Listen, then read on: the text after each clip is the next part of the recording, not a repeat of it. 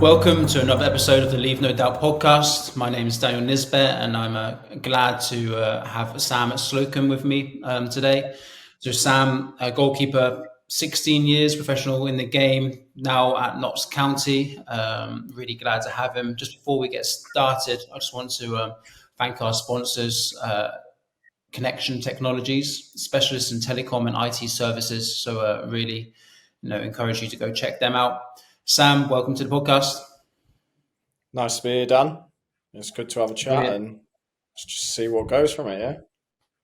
Yeah, no, really, really looking forward to having a conversation. And we don't get too many goalkeepers on, and obviously you've got a real unique experience. Some great experiences, clubs through your time, and really looking forward to taking some take home advice from you. Mate, just to kick me off or kick us off with the podcast today, those early days you growing up playing football. I've got here you started out at Bottlesford Town, but what was it that you can look back at that made you want to become a football player, and I guess made you want to become a goalkeeper? Uh, Honestly, Dan, I probably didn't want to be a goalkeeper. Kind of growing up being the youngest in the family, I had an older brother, a couple of years older than me. So whenever you're out playing football and stuff like that, most of the friends that you were down at the park with were older, so you just end up getting placed in goal. Kind of growing up as a kid, I'd play in goal for a certain period, and you end up in academies, which I did. And then I left Lincoln Academy at 14 and kind of went back to my Sunday league team, and they'd brought another goalkeeper in, so I just ended up playing outfield for a couple of years, and I played in goal like for years above, and started playing for Bottisford in, I don't even know what step it would be classed as now, but it was like a Central Midlands or something like that at 16. So I was playing in goal on a Saturday, playing outfield with my mates on a Sunday, and just kind of started that way. Uh, if I'm being truly honest, I wanted to be a footballer, but I was quite aware that it probably wasn't going to happen. There were opportunities younger to kind of go back into academies, but I probably wasn't. I wasn't big enough to think I'll get an opportunity.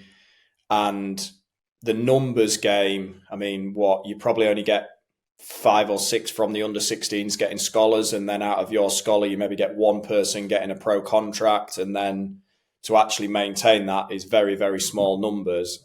I just didn't think that would happen for me at the time, so I was very focused on kind of education and whatever, and just kind of got lucky. I had a good growth spurt between 17 and 18, and it put me into a physical position where I would have a chance. And then, yeah, just got fortunate at 19 that Scunny took a punt on me to cover a slot that they needed, and managed to hang around in the game long enough to get a few appearances and a few stories along the way.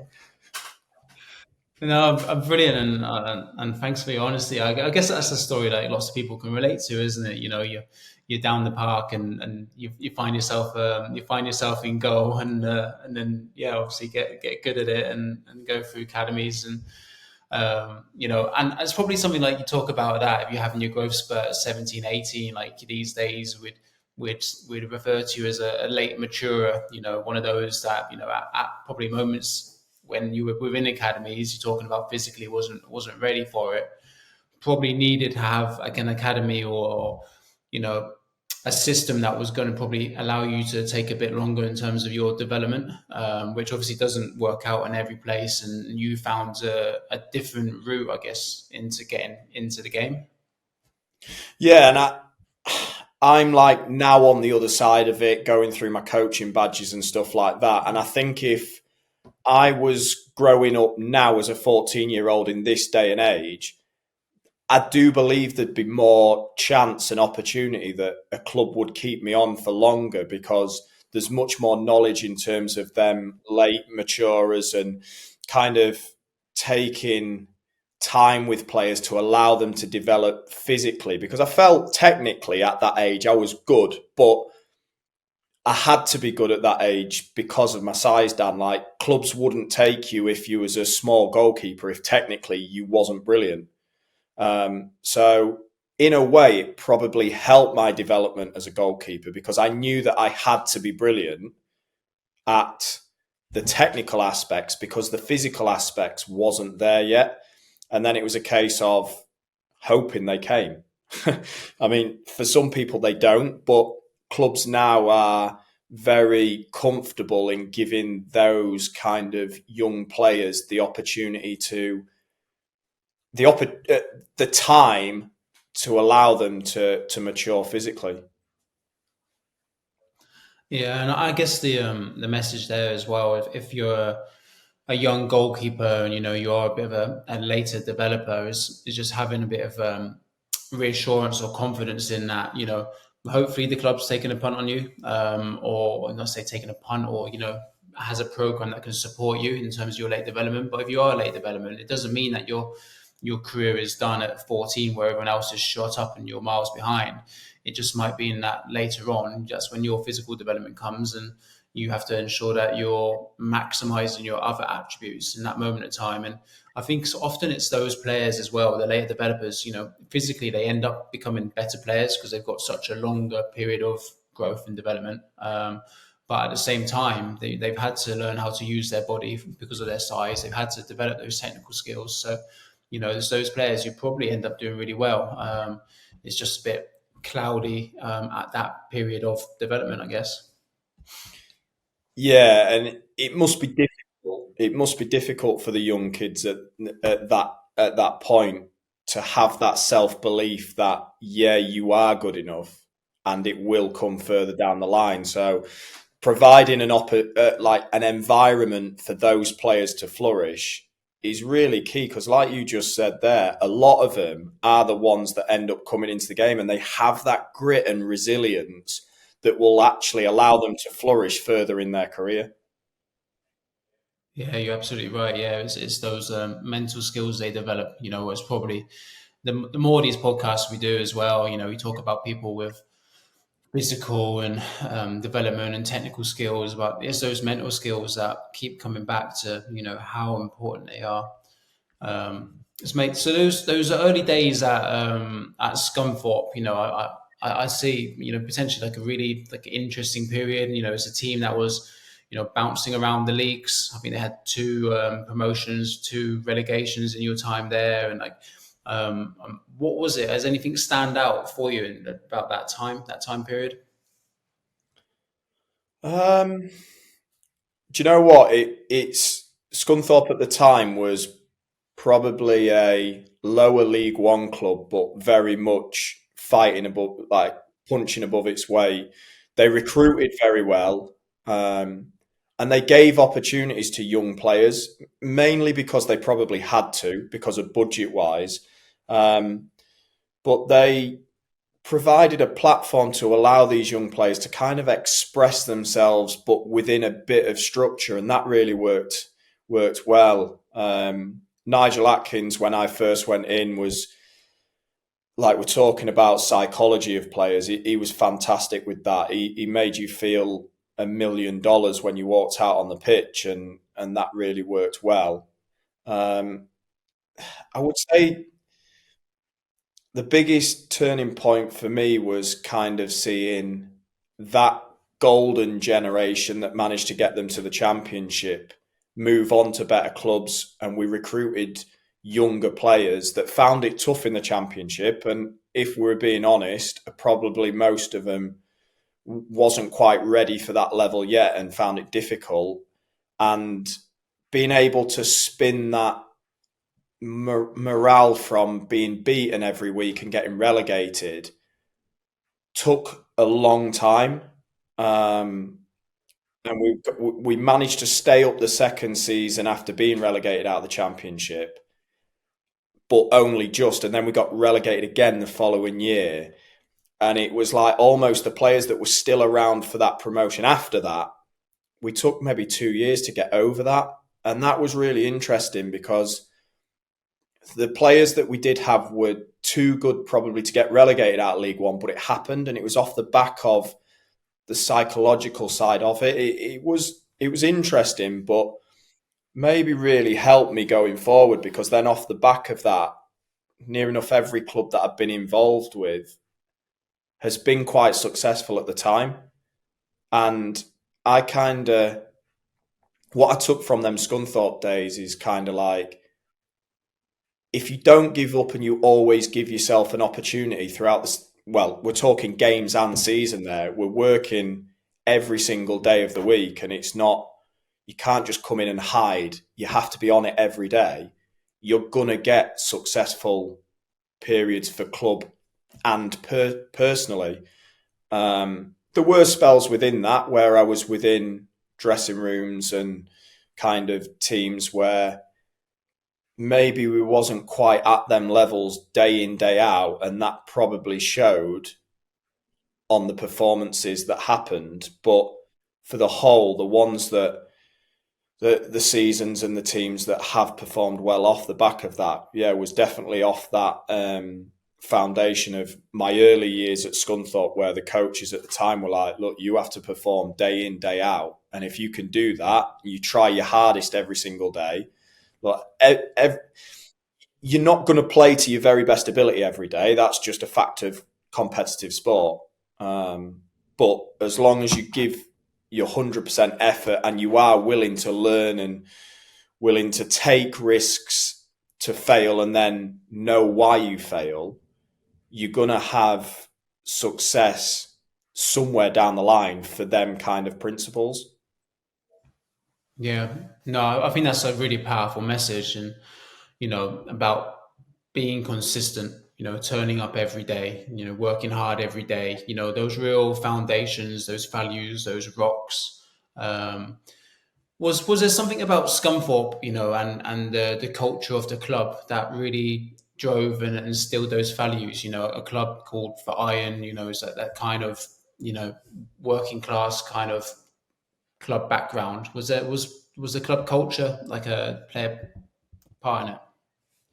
When I first went in, yeah, I would say that. I thought, like you had Nigel Atkin, Andy Crosby, who's now become a manager, Ian Barraclough, now become a manager, Kevin Pressman. That was kind of like the coaching team and the core group of staff. They built a hugely like hard working culture, and I think that's credit to, they understood what their fan base is. So the majority of the Scunthorpe fan base is, like you said, it's a hard working town that graft as hard as they can for the money they get, and they live the life that they can off that. It's not the most affluent of areas, and that's just kind of the ethos that they brought to the club. And I think by bringing that to the club and putting that out on the pitch, it also endeared you to the fans that then start coming back, and it's a good spiral that keeps coming. I think that was very clever, to be fair, from them. Um, Thinking about it now, I mean, you don't always reflect on that as a player, but when you start thinking back, yeah, like if you understand what your supporters are and how they live their life and what they're looking for, and you can provide that and to a good level, it's a great combination. Yeah, and I guess it's one of those characters as well, isn't it? In that, the supporters love the hardworking player, don't they? They love the player that's going to give them all, and I guess even more in those kind of those areas, like they'll see themselves reflected in the players that give their all on the pitch, and probably ultimately that's, they want the success, but that's what they need to see as a minimum. And if you get a club and a culture and a team, that's willing and prepared to do that, then you're going to get a level of success from that. You mentioned around, that time, that period that you having really strong like learnings from it in terms of, the times that there was failures, ensuring that you learned. We always talk about, you know, when things go wrong or failures, and making sure that you learn from them. But when that performance wasn't going well, what's your big learnings from it? It's kind of like, if you can take responsibility and accountability to start with, that's a huge thing. And I think for a young footballer, that's very difficult because you don't want to come across vulnerable because it's not seen as a powerful thing to do. It's not seen as strong. But actually, if you can show that vulnerability by when you make a mistake, you do something wrong, by going, actually, yeah, look, I've done something wrong here. I understand I've done something wrong. I believe that really helps you to improve a lot quicker than if you kind of, if you a bit, if you don't want to admit it, if you want to appear to be the person that hasn't done anything wrong. Because the first way of improving yourself is accepting that. And like I say, as a young footballer, that's difficult. But if you can get that very quickly, and you're not happy to fail because you've failed. You're happy to fail because you've tried, you've given it your everything, and it hasn't worked out. Maybe someone's better than you on the day. Maybe the team you play are fantastic. Maybe you do make a mistake, but the process you're trying and the process you're doing is for the best and the better. Ultimately, that feedback loop, at some point, you're going to work out where you went wrong and you're going to improve a lot quicker than if you don't think you've done anything wrong. Mm. Yeah, and it's that self-awareness piece, isn't it? To be able to reflect on yourself. And it's one of those. I think people, when you're younger, you find it a really difficult process to look at and analyze yourself, or look at your games and think where you might have been better, but actually, it's probably a really powerful piece. Yeah, and I think what I've tried to do as I've got older and become the more senior keeper within the group is very much I will watch other people and I'm still learning. I try not to create an environment where it is right or wrong. There's many different ways of doing whatever works, and different people are going to have different ways. And I'll ask questions because I want to learn, but hopefully that allows the younger keepers within the group to feel like they can ask questions so they can learn as well. And that kind of comes probably full circle from the group that I had at Scunthorpe. So Kevin Pressman was the keeper coach. We had Joe Murphy, who was, at the time, he was an international goalie. He was with the Ireland squad all the time. And then a lad a year older than me, Josh Lillis. Those two were quite close and welcomed me into the group really well. But they were very willing to answer questions, but also encourage you to question things. And it creates a real good environment for people to learn. And I know it doesn't always happen in every group, but if you can get that, it really does help going forward. From a goalkeeper's point of view, I think self-analysis is a little bit easier because it's harder to point the finger elsewhere. You see a lot of what you do individually, and the outcome is a lot of the time very black and white. If you do something right, you probably make the save. If you do something wrong, the ball's probably going to end up in the goal. So it's harder to hide, but it also means that and that spins back around to what I was saying at first. It also means that you have to be on it every day. You can't come in and just blend into the background as a goalkeeper because the session falls down. Mm. No, definitely, and I guess you spoke about there around how as you've got older within the group, or as a goalkeeper, you've taken on different leadership qualities. One thing I was quite interested on is, like, how do you lead as a goalkeeper? From the back during games, I guess. Like, how do you kind of, or what's the role as a goalkeeper, I guess, as a leader, in a sense, because they see the whole pitch. They're always communicating, aren't they? Generally, goalkeepers. So, how does that work? For me, one of my coaches when I was younger always said, if you can place the right people in the right positions, it makes your job so much easier. And I mean, I wouldn't say I'm the most fancy of goalkeepers. I probably don't pull off the eccentric saves and things like that. I try to make things look as easy as possible because I want them to be as easy as possible.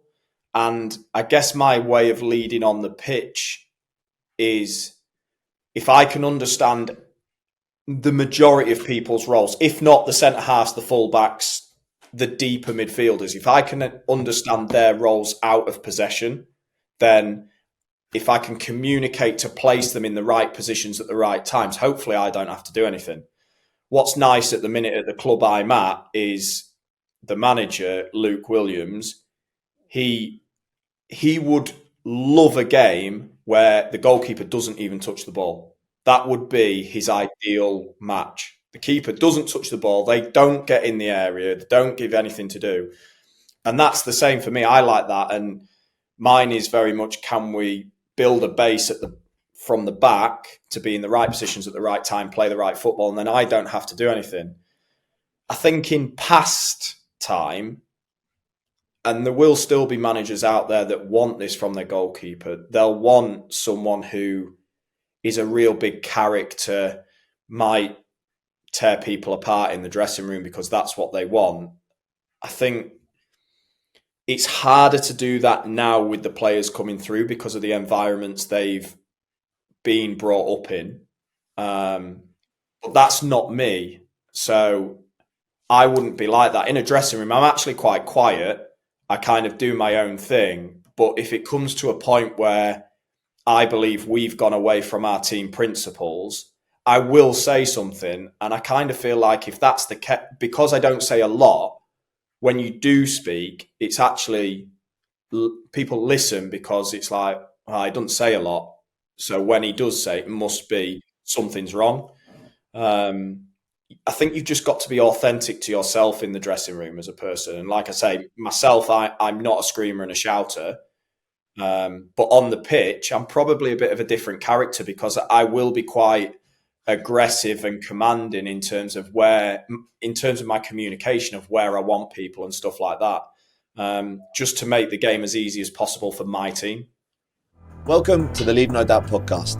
I'm so excited to welcome our new sponsors, Connection Technologies, a market leader in business-to-business tools ranging from business mobile, hosted telephony, and fixed line services. Head over to their website at www.connection-technologies.co.uk, fill in their inquiry web form and find out how Connection Technologies can support your business moving forward.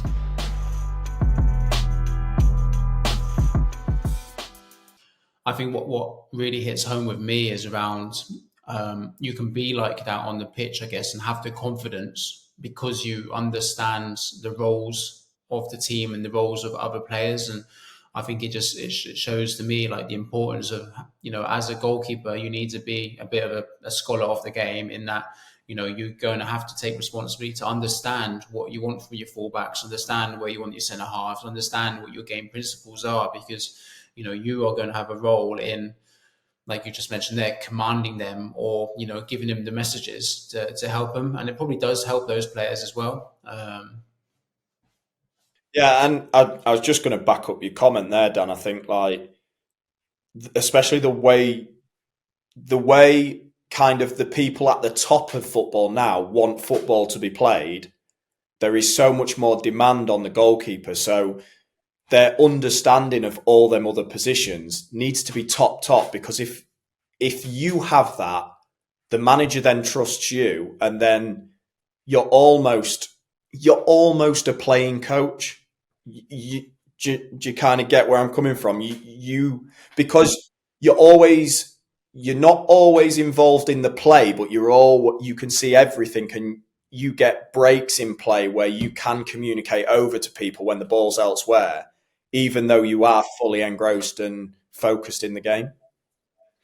Yeah, and then I think the second thing what stood out to me there is how you communicate it, and I think you hit the nail on the head there, really, in that being the shouter and the screamer inside the changing rooms, okay, yeah, you might get a response, but there's probably more efficient methods of going about it. Like you say, that you speak when you need to speak.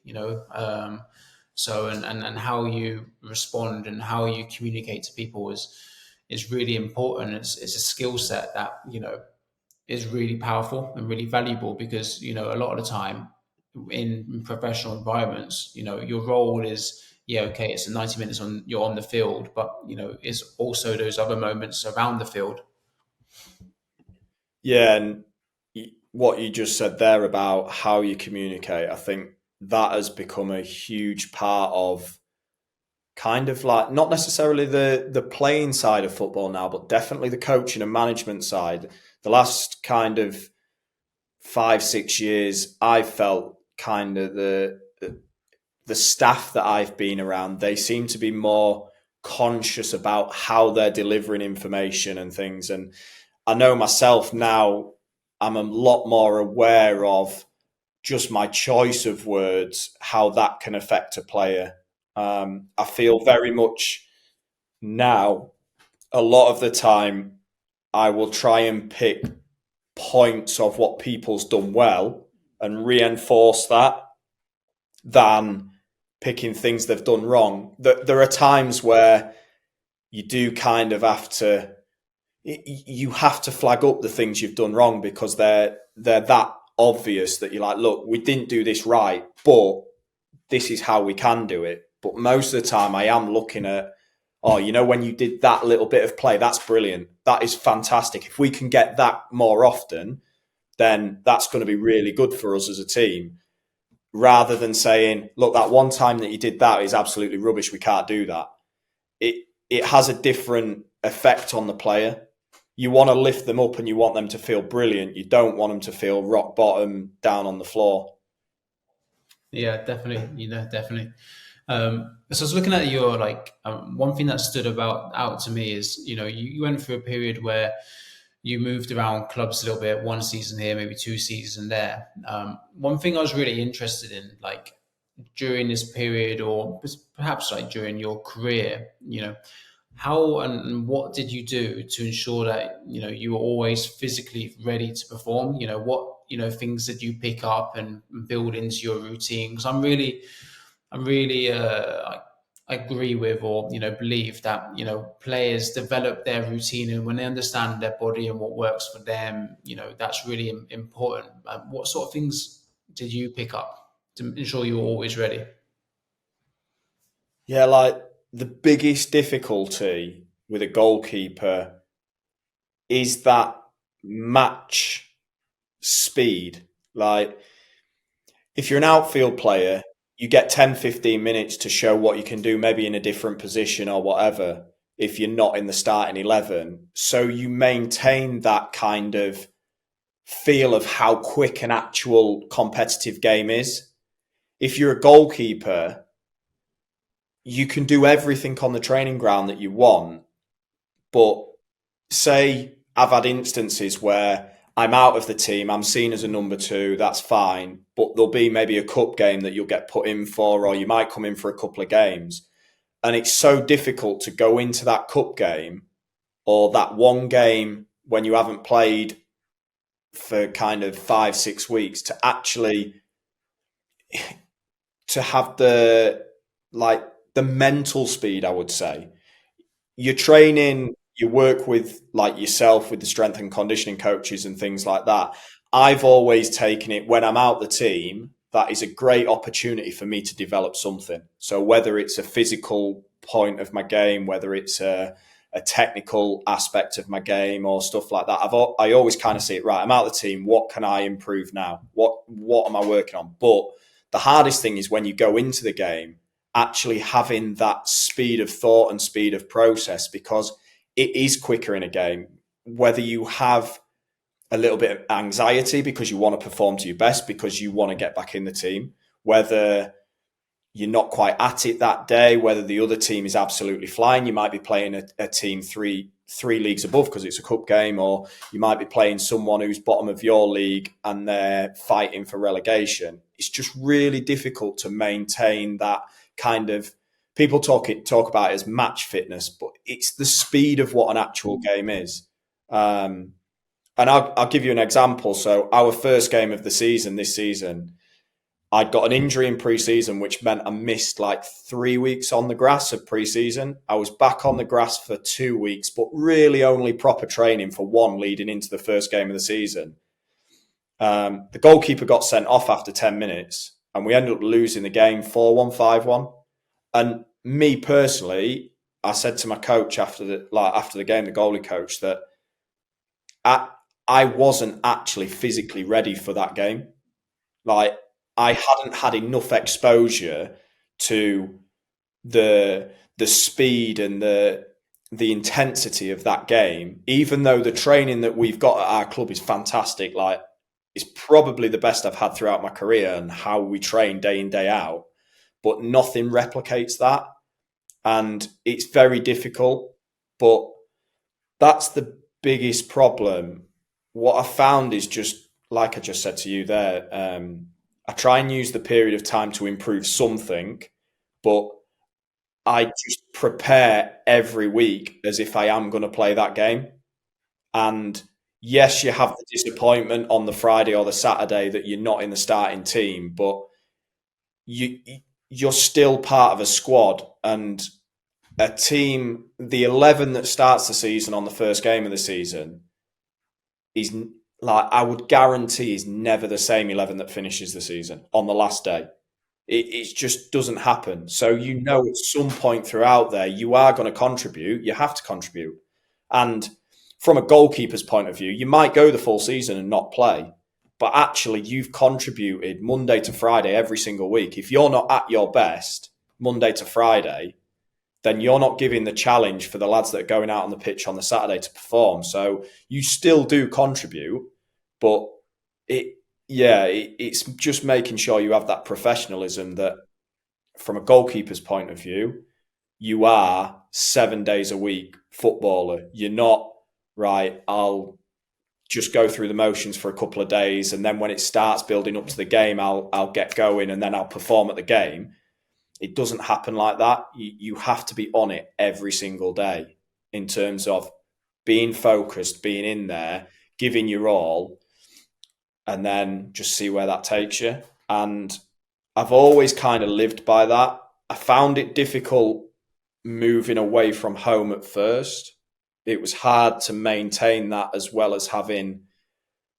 I did have a happy home life, but you're away from family. And when you go from living, 24 years where you're 5 minutes around the corner from both your parents, your brother and your sister, all your friends, to then living 2.5 hours away, and you go home maybe every other weekend, and when you're home for one day and you need to see 6 people, you don't get much time. I found that really difficult, if I'm honest, Dan. That was a real tough thing. And some people might find that. Some people actually might really enjoy living away from home. I found it tough. But once I kind of got over that bit and then realised, actually, I just need to keep being consistent and doing what I do for me as a goalkeeper day in, day out, it became easier. Yeah, and I think that's real good advice. You touched on in there around as a goalkeeper, often teams have 3 goalkeepers, maybe 4 goalkeepers within a squad, and your role, can be very different.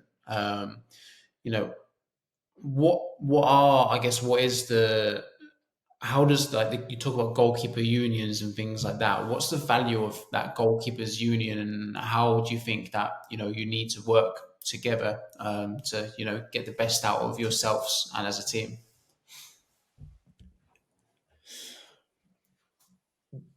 The biggest thing for me is that if all of your goalkeepers in your group, that they won't all be the same goalkeepers, but if they see football the same way, it becomes easy to have communication in terms of different situations.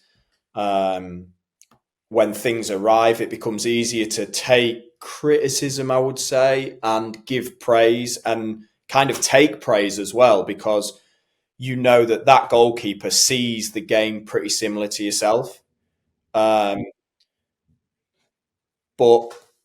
I think the biggest thing with the union now, like kind of goalkeeper groups, and you're seeing more, especially at higher levels, they have a first team goalkeeper group of probably 4 goalkeepers. They have someone who's seen as number one, someone who's close to number one and challenging, somebody who's usually a younger body coming through who's got a lot of potential. And then a lot of the top clubs now have a really experienced older goalkeeper who actually is probably not going to play, but he's there to impart his knowledge on the other 3. What that kind of provides is it gives you a lot of different opportunities in your training ground. So your practice design can be much more live and much more realistic to game situations, which has I found that over the last couple of years with us, we've brought more young goalies into our group to allow that. And it also provides discussion about things on the training ground. I mean, I see football very similar to how our goalkeeper coach does now, and he will put certain drills on, and it might be that one of the young goalkeepers that's in the goal in this certain practice, he keeps doing a certain fault, and without the coach even telling me, when it comes to my serve, I'll do something a little bit different that highlights the fault.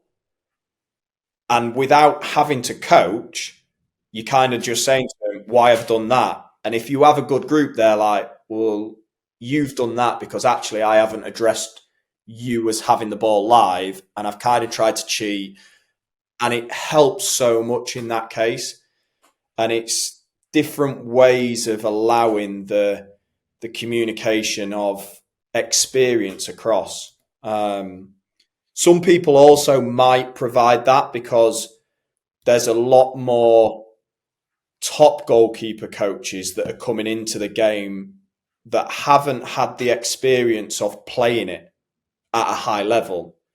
They're very, very good goalkeeper coaches, but they also miss other areas because they've never been in that situation.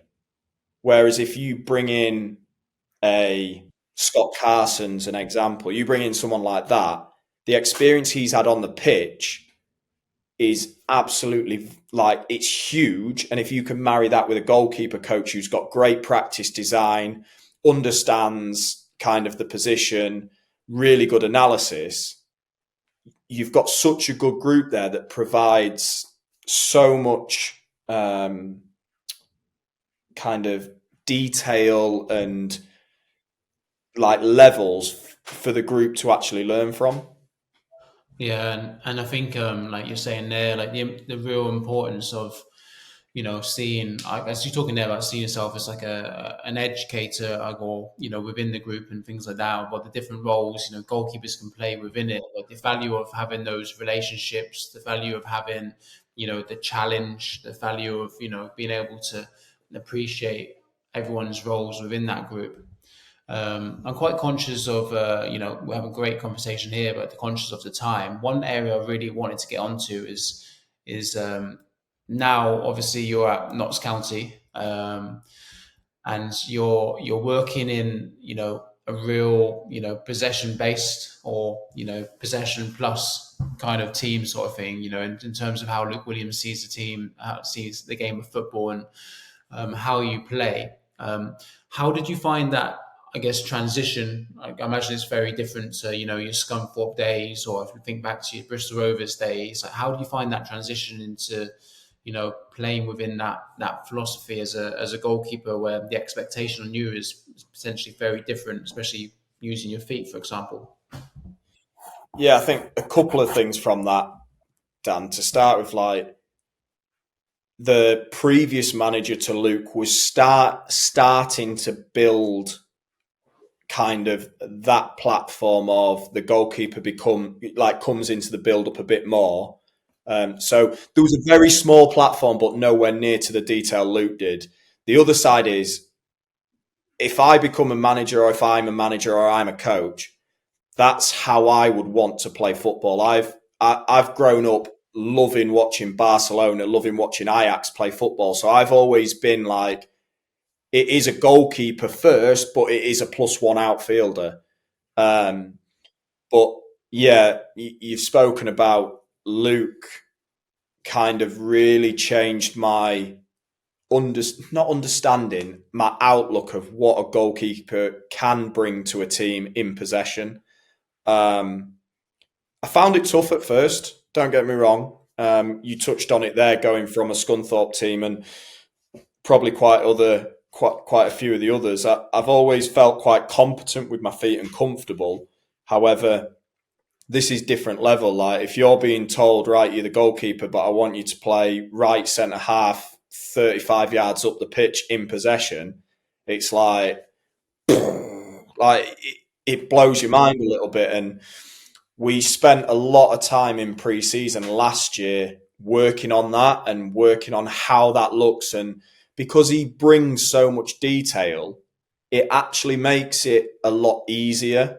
And he gives you that safety of, look, if we're going to play like this, there might be the odd time you make a mistake. That happens.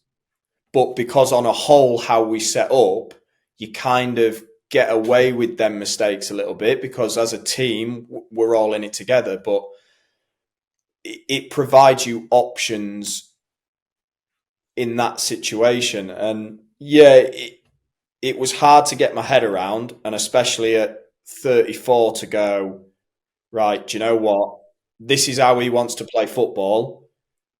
We're just buying into it and we'll just go with it. What I would say is, when results come from that and success comes from it, it makes it easier to follow. Don't get me wrong. I spoke to you kind of earlier this evening and said, I literally can't watch football now without watching it and thinking every team should play how Luke wants us to play.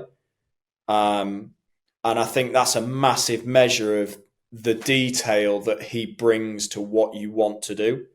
And I can only see, if I'm going to be a coach of goalkeepers going forward, if I can develop goalkeepers to play in that system and they have the technical aspects and the physical aspects to go to the very, like, they will play at the very top in that style of football.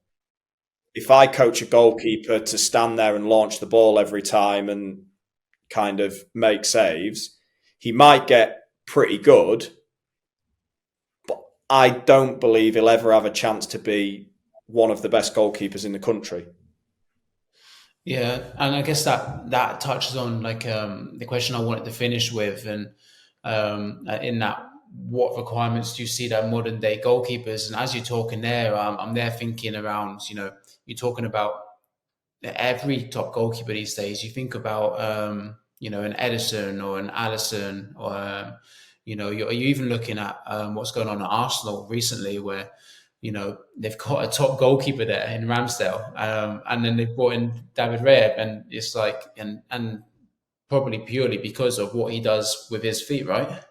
So in terms of what requirements do you think the modern goalkeeper, you're a young keeper coming through now, and you go, this is what you're going to have to do, what would you say?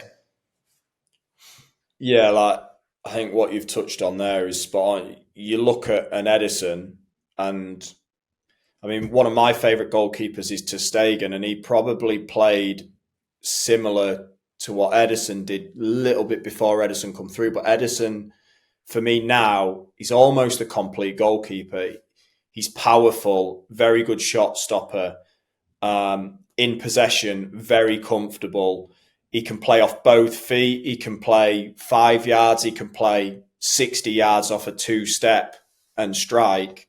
But what is interesting is we both, you put Edison and Allison under the same bracket there, and I would, but they're two very different goalkeepers in terms of their attributes. Edison, you would say, is a lot more powerful. He looks probably a lot more cleaner, whereas Alisson, in terms of his shot stopping, I think he's unbelievable. In one-on-one situations, he's brilliant, but you wouldn't say it was the orthodox kind of clean actions. He's very unorthodox. And then in possession, very, very comfortable, but you wouldn't say he has the same skill set as Ederson. He's a bit more, he kind of a bit more controlled with his passing. His longer distribution is very good out of his hands with like the side volley, but his longer distribution is less of a really powerful zing like Ederson. It's more of a clip into areas, but they're both that's what I mean by the goalkeeper growing up needs to know what they are. Doesn't mean they can't play that system. They just play it a little bit different. And we've got the same at Notts County now. The other goalkeeper that's there, he has very different skill set in terms of on the ball to me, but we both play in the same formation, in the same setup, and the same style of play. We just bring different tools. And that kind of then leads on to what Arteta was saying about Raya and Ramsdale, how he believes going forward, whichever one has the right skill set for the opposition or the game plan that he wants to play, then he believes that's how he's going to play it.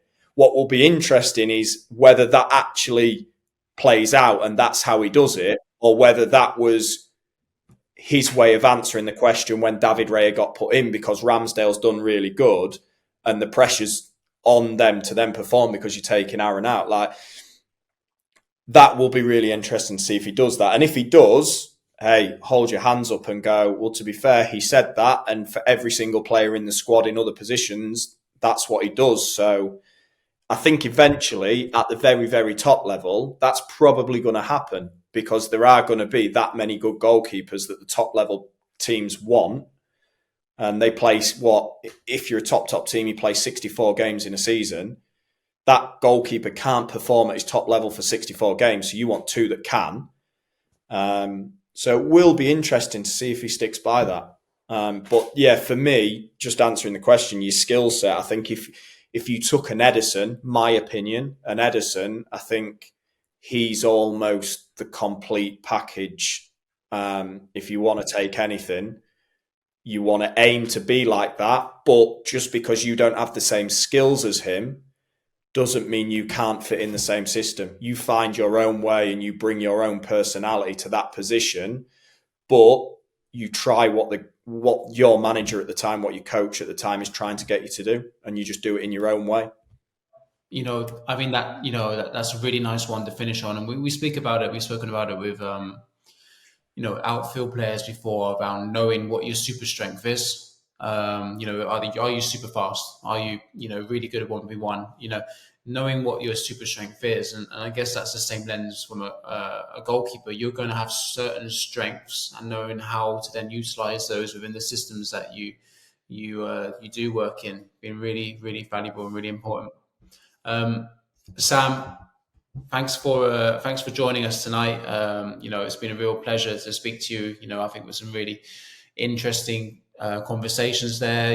You've been able to share, I guess, a lens from yourself as a player, your lens from yourself looking and being obviously a scholar of the game, and I think there's loads in there that we can take home and learn from. No, I've really appreciated speaking to you, Dan. I enjoyed it, and look, if anyone can take one tiny bit away from anything that I've said, then I'll be really happy. Like, the longer my career's gone on, I probably take as much joy in the players that I've worked with and the goalkeepers that I've worked with doing well as myself doing well. So, if I can help in any way, then I've really enjoyed it. And you will. Thank you, Sam, and thank you all for joining us once again. Thank you to Connection Technologies, and thank you.